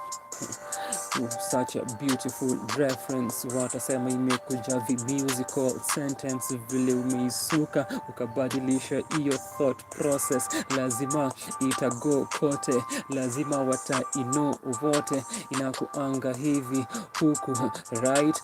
Hapa tuheshimu mtukufu rais, hapo si hatuko, tunajaribu kubadilisha vile tunawaza, tukiwa hapa tukishawambia kuna more that tunasaka kuleta fire, kutoka raia waambie hapa kihariki mani, haya ndio tunaimba tukiwa deep ndani ya maji, bodies ziko there, lakini bado tuna hope that kuna vile itaelekea place ingine tukielea, floating kwa thought process tofauti, waambie tukiingia kwa akili na mwili, ni hizi hisia ndizo tunatumia tukifanyikiwa hivi through the sonics, feelings ni important, ni power ya the erotic, kutoka Audrey Lord itabaki, you know the force.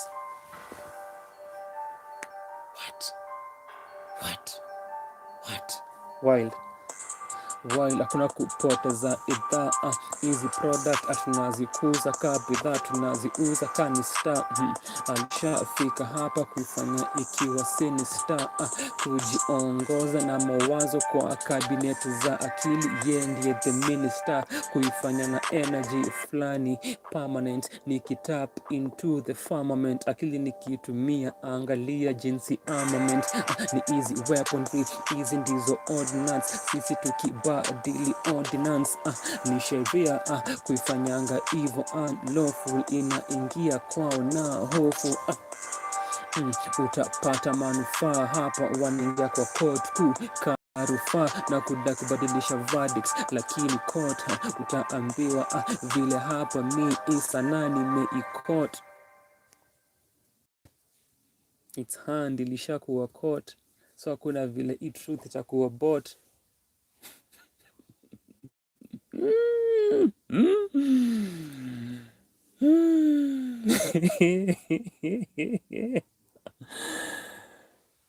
Yo. Yeah. Just having fun and experimenting. Asante sana KT, me take over from Hazel.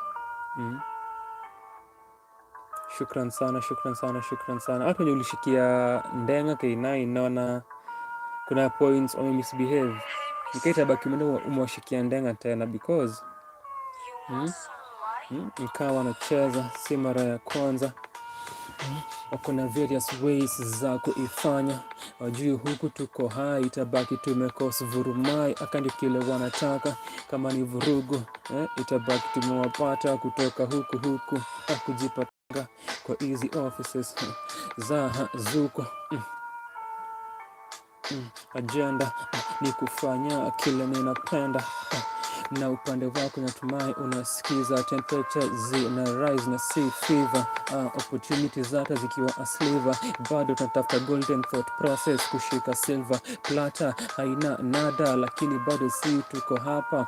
Haina sasa ya kujigadha, haina ya kujiinwanga. The entire scheme imekuwa beautiful, hopefully unaeza track it, una jinsi imekuwa na aiko awfully. Kwa maana artist amekuja akakupatia na akaproduce magic vile ameipanga, na vile anaenda ni kuwaza kuhusu mapato.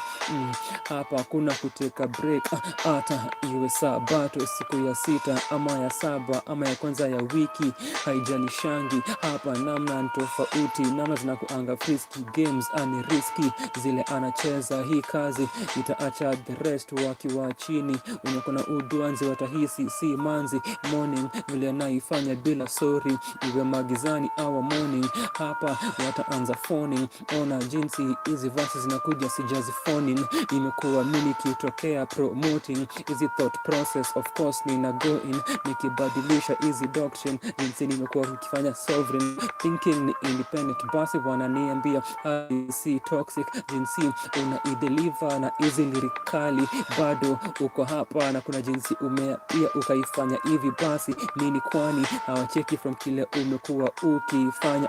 Ukijipata hapa umesimama bila kufollow hizi umri umeput on for ages. Angalia jinsi amri umekuwa ukijicommand, ukiapia ukijisoldier on.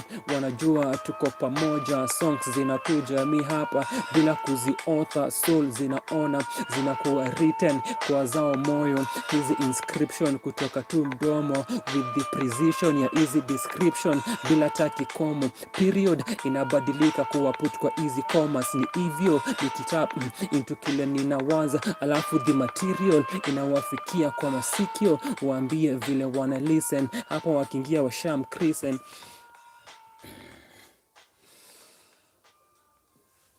Yo kulikuwa na hiyo scheme gold, silver, plata, nada, gold, silver, plata, track, track, and then iwe siku ya 6, siku ya sabato, siku ya 6, siku ya 7. Where has that gone? Siku ya 6, siku ya 7, idea ya kurest. and keep planning, the artist, Mudwanzi, Simanzi, and then Amri, then Amri, and then the idea of command, and then soldier on,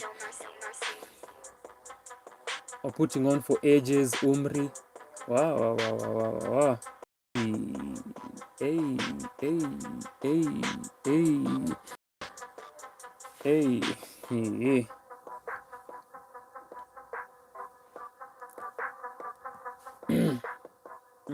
Come in.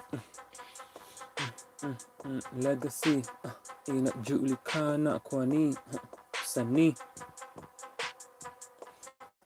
metawa kila thing I fall Burj Khalifa in the bestest way bila kuhesitate hadi pande za Emirates.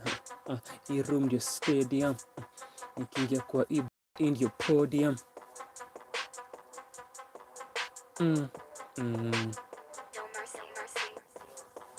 Fanya hata kukiwa kugumu, kukiwa kugumu, unaweza come here.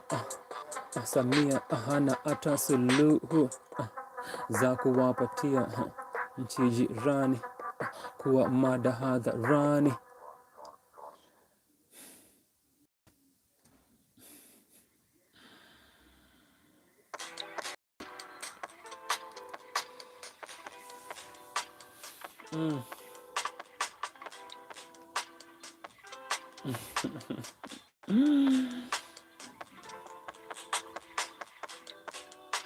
Unapata mziki on a daily, unlike vile tunapata riziki. Basi full inakujazia nafsi, shape shifting, shape shifting, nature na properties za amoeba.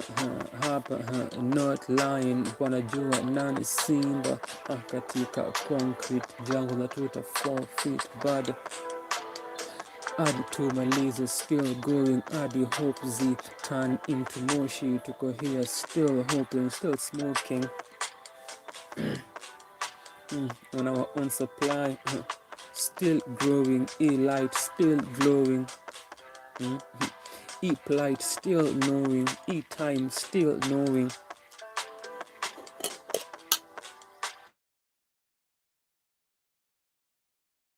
Daily, unlike siku pata riziki. That's Hai, nimehang.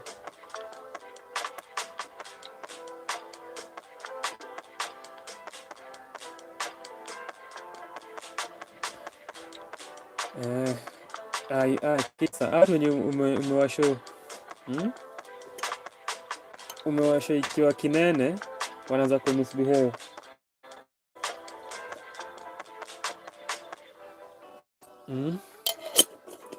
But nimemaliza.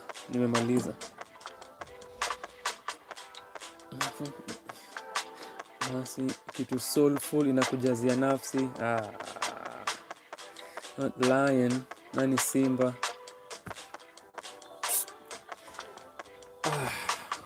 Love it.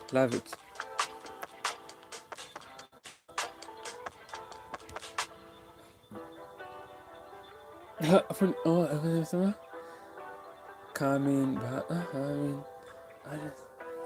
ni tower, nikasema I fall Burj Khalifa. An experimentation of wordplay. Successful sometimes. Shukran sana for being here for this session. Freestyle Friday 2.0.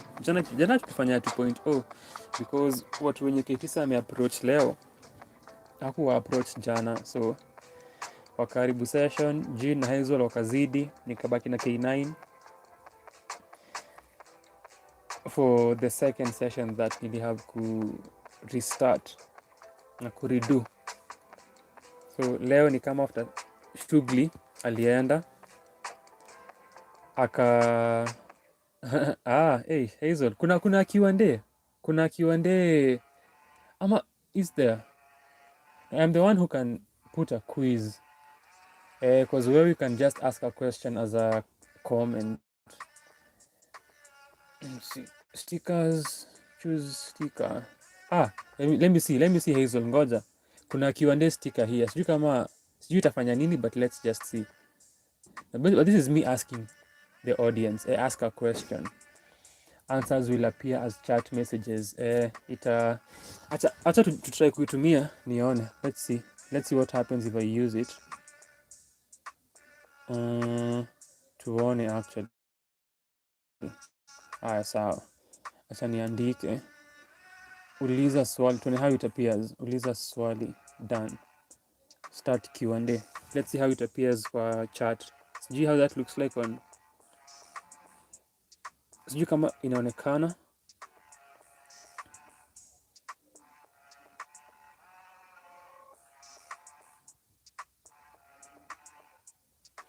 Haionekani. Drag here to end Q&A. Haionekani. Sidhani to make a difference if siweke inaona hizo amesema akona swali la kuuliza hapo. That's why. It's a blue sticker. Unaiona? Inaonekana. Okay. Kwa interesting. Na niki move let's see. Ita disappear. Inapia place moja. Okay, nimemove juu kidogo. Imechange position yake. Because kwa laptop siwezi iona. So that's why nimedhani haionekani. Interesting.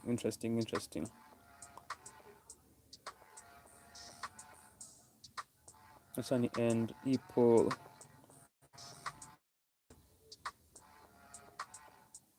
Watu wenye vote najua na voting nini. Spoiled votes too.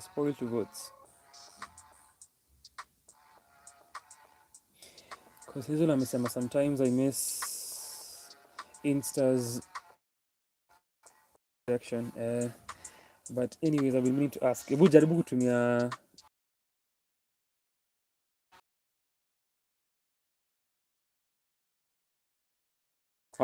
wamesema itakuja kaa na nimehang K9 watu wako K9 watu wako itabaki wameona mchuma sasa. Asikuona tu itabaki umeichomoa juu umesema waliona, but it seems haikukuwa enough of a threat.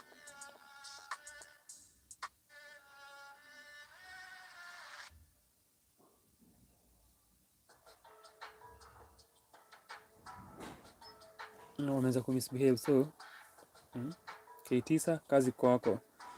Over the coming few days of the week, ndio by the time we are here for another session wakuwa wamebehave angalau.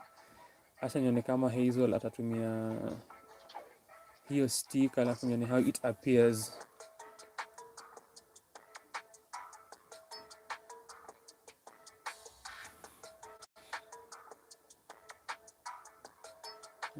Create a poll.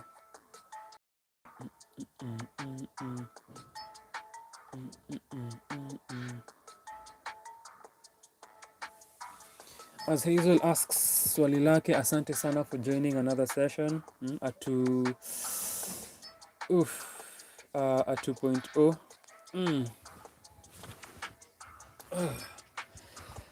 Jana pia kulikuwa na 2.0 vile nimesema. Because of our lovely Zuku.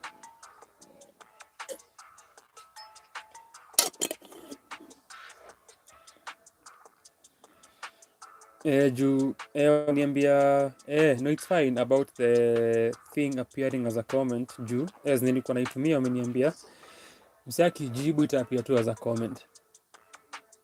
That's what amesema. Tunakuelewa about the IG thing though. Najua naweza ichukua alafu naweza ipin as I respond to it. Let's see. It's a pinned message, so that's the version of that. So seeing that some of these beats you use them often, are you at times able to tell when the beat will drop, then as you're rapping, you're able to set your rhymes with the drop. So first on beats, the beats I've been using have been changing over time. Nikianza nilikuwa na stream beat mixes on YouTube,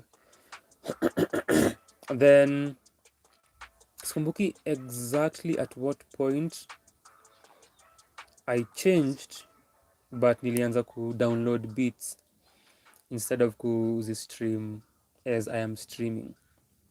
So kupunguza ama ku eradicate kuwa na ads in between. So I figured out I can download beats, and then so when looking for beats that naweza tumia, and that has been the case for some time. So the beats that nimekuwa nikitumia ni vitu downloaded, and then over time muzi badilishanga. So kuna times when I am revisiting previous sessions, after sessions, YouTube inaweza kuambia, oh, this beat is for a certain song, because ni hizi beats za beat makers na producers, and sometimes they sell the beats or people buy the beats, alafu inapia as a song. So nafikiria, do I still want to keep using this beat ama naweza tafuta beats zingine? So kuna beats that I have replaced because of that, alafu kuna beats that regardless of them appearing that kuna an artist ameitumia, I still keep it because I love the beat. Some beats nimezichange because of kutaka kueka a different feeling, a different energy, kusaka beats zingine that will challenge me rhythmically, pace wise. So hizo no factors nafikiria as I'm altering beats and gathering beats. So I think for the past 2 or so years I've done that. Inakwanga, it takes a span of months, and it could even be a year, where as the year inaanza kutafuta other beats that naweza ongeza kwa the repertoire. So nakaa na spend hours just listening to beats na kuona what napenda, alafu kama naweza incorporate, then I download them and add them to the folder. Alafu kama kuna beats naona hizi zimekaa sana, zija change na remove. So that is something nimekuwa nikifanya.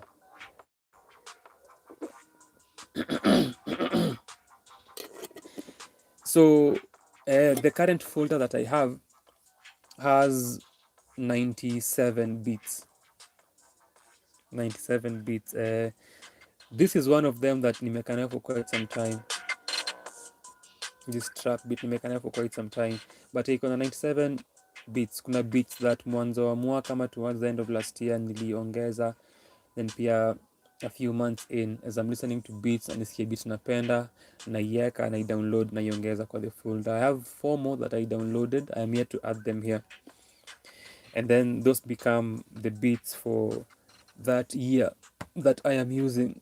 Of course, some of them I am more familiar with juu nimeka nazo longer, where I know not necessarily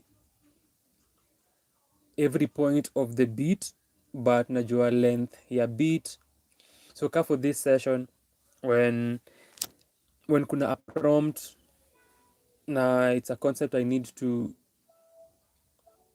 deliver on, and najua hii beat when this long, inanisaidia with pacing the story.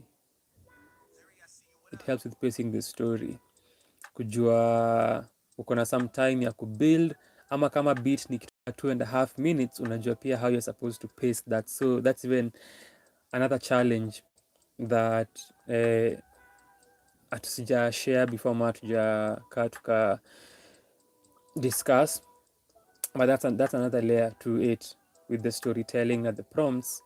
Ni sometimes a beat is 2 minutes and 30 or 2:45, na nafaa kuwa nimetell this entire thing. So for me that's part of the challenge when I'm doing hizi prompts, na pia when I'm practicing ni kuona regardless of the length naweza tell the entire story I am thinking about ama that I am building within the duration of the beat regardless. So sometimes kama a beat ni 4 minutes inaweza nipatia time ya kufikiria kuinclude a chorus, a refrain. So with that kuna some level of familiarity with particular beats na kujua how the beat goes, hata kaa si in its entirety, but kujua some basic things about it, kama ni length, kama kujua kuna part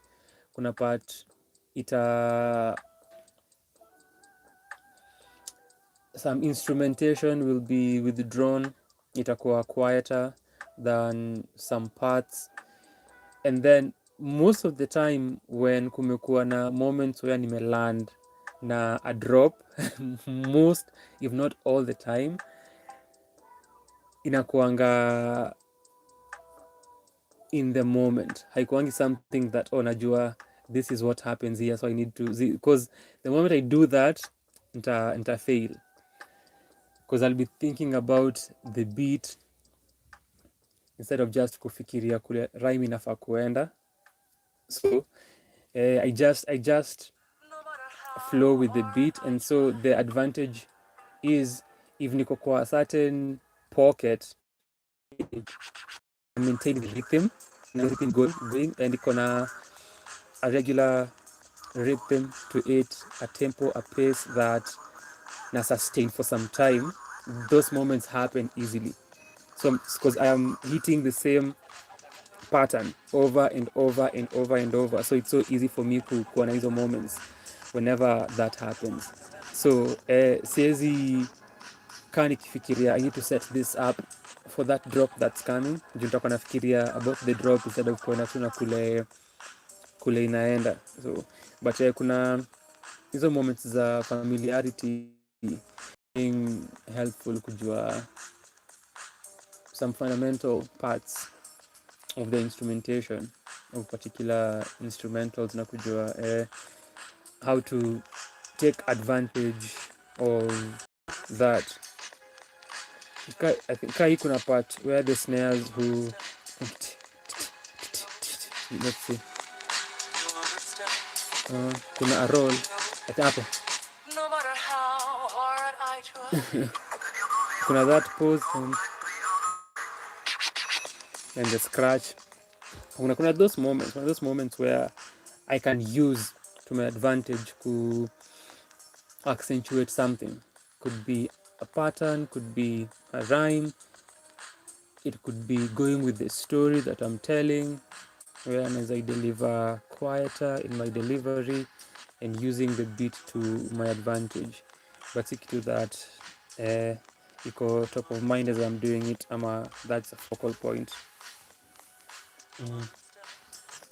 The snares that's the part. Hii ni 2 minutes and 21 seconds, alafu ishaisha at 2:10, so I need to compact so much information if I'm doing a prompt over this beat. Sometimes kama si feel the beat in a match the prompt, I'll change it and move to the next. Na hii ni 218, hii ni beat ya Kile Black. Hii ni kwa swali la Hazel. Thank you for the question. Napenda kudelve into hizi maswali za the craft. Kitu any beat gani? I had seen this earlier huko juu, but I was focused on going.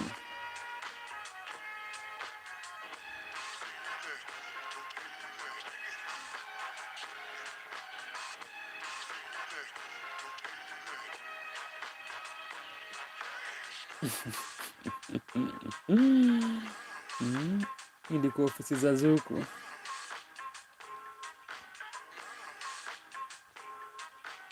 Hiyo comment sijui kwa wapi, nikamwona comment ya K9 hapa. Hebu sema aliendaje?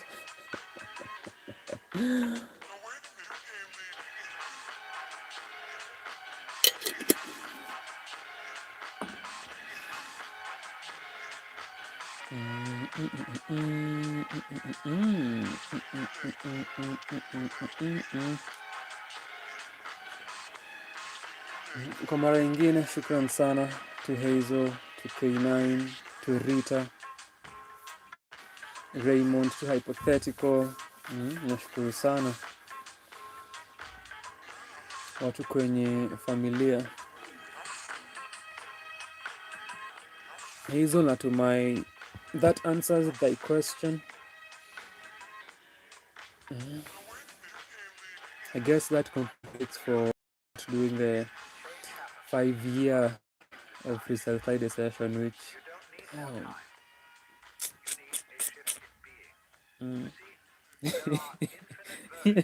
Hii ni bit gani?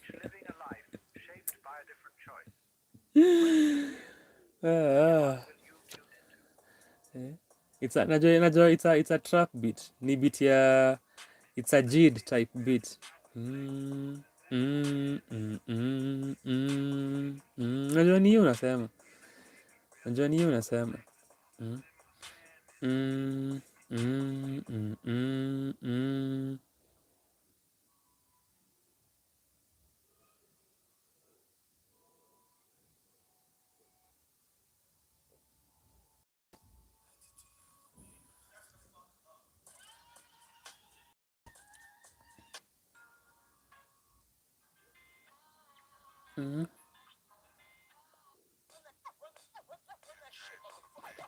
It's a metro booming jid beat.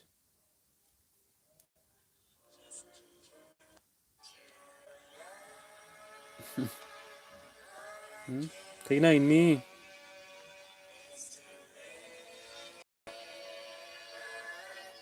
Ile kitu ulikuwa unataka.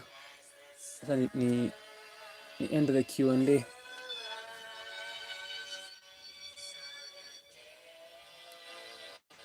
Ama si.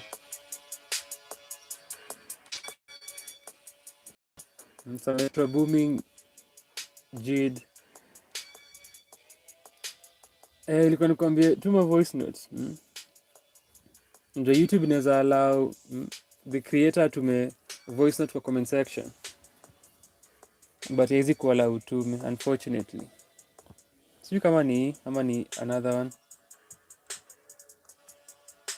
Si. Okay. Ni boom bap, ni trap ama ni boom bap? Ama ni let's see.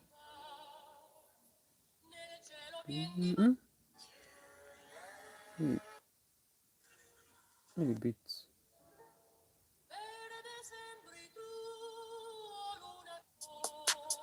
Ni. See. So to Hazel's question, most of the parts that najuanga sana for the beats that nimekaa nazo for long na nimezisikia kwa hizi sessions sana na zimeplay during the session, ni natu kama inajua a drop inakuja, and then so mostly if I am switching from one beat to another, if beat imechange and then maybe kuna prompt ama kuna words, mutaka beat ikiingia niingie nayo na nisi miss your energy. So junajua the build up and then najua where the drop comes in but hizo parts zingine hizo mostly zinakwanga tu so ndio and it's the JD beat. I need the one.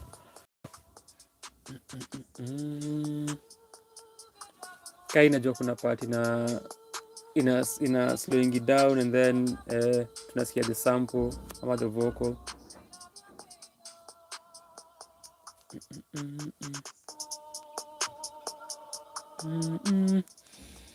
I love that. I had no clue. I've often wondered, because you had many fire moments when you rhymed with the drop.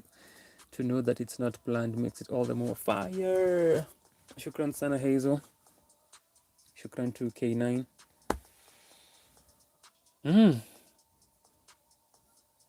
Oh, muende kwa hiyo session ya jana mwachira comments huko. For the algo. And then pia mkuje kwa hii mwache comments. Shukran sana sana sana. Tuli have kuongeza hii because of what happened yesterday. We still had fun. Kitu ali come through na me come through saa hii. Hazel pia ali come through na me come through tena. Kama zuku ilimfukuza, at least we know K9 is out here doing some Lord's work for us. So kwa heri ya kuonana wakati mwingine. Asante sana sana sana sana. Familia ina grow, so shukran to K9, to Hazel, to hypothetical, to Rita ameletwa na hypothetical.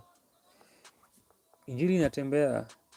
I think pia Dan Kaso kuna time alileta mtu, so K9 every time I hear this beat yeah, padu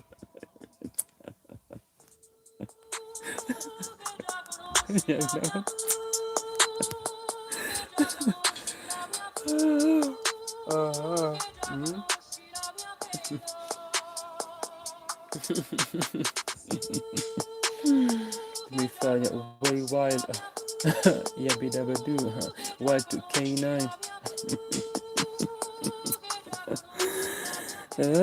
takula bit na molas na K9s with my dogs K9s. Listen, we are done. It's almost 2 hours. We're done.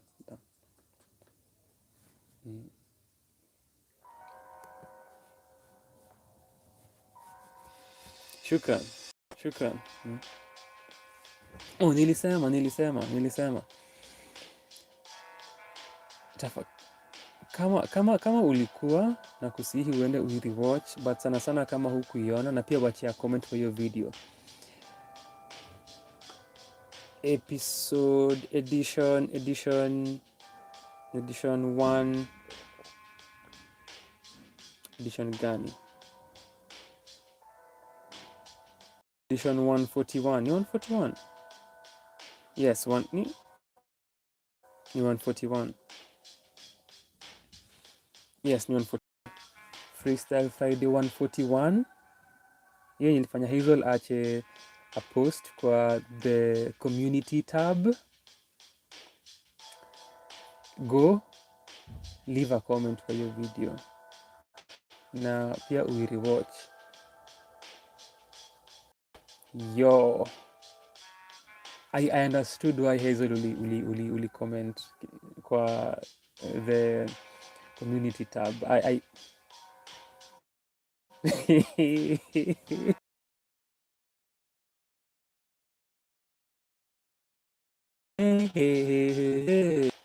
Hello, Nani. Who is this?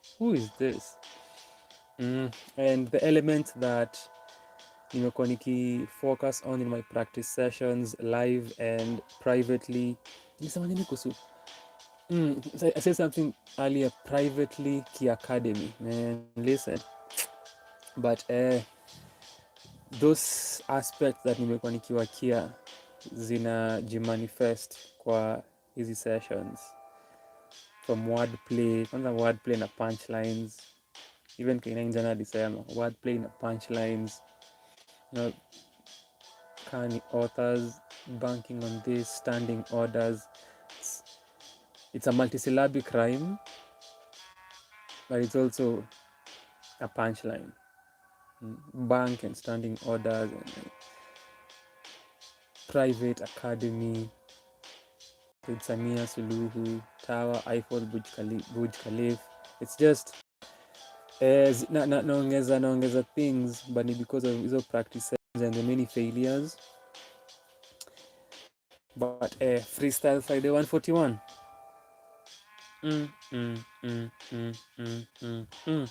I did things there. Alafu kupata easy prompts za storytelling. Shukran sana. Aya kulikuwa na hectare, land, survey, a lot, plot. So to K9 na Hazel for watching my failures over the years. Mmenifanya nikafika hapa. So tulisema jana uko hapa, Hazel ulikuwa ushaenda. Tulisema tuna K9 ali lay claim on speech ya Grammy na role yake. So so in case ukose kusikia jina lako kwa Grammy speech, ujue ni K9, si mimi, but thanks to both of you. Tunaingia 2 hours after mimi kusema kwa heri sijui mara ngapi. Haya, kwa heri, fanya kile nimesema tafadhali. Kwa hizo video zingine urudi, wacha tu just go fill comments huko. Kwanza na ya jana. Na shukran. Asante, asante, asante, asante.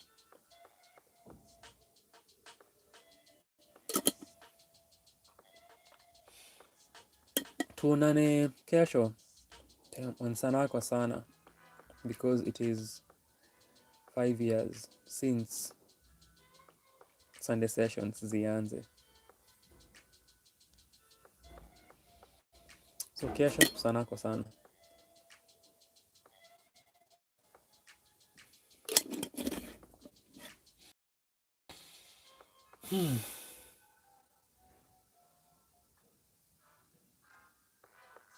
And my villain arc will begin akijaribu. Hey, aya.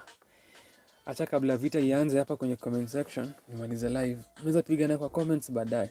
That seems like a better idea if you ask me, for the sake of my survival algorithmically.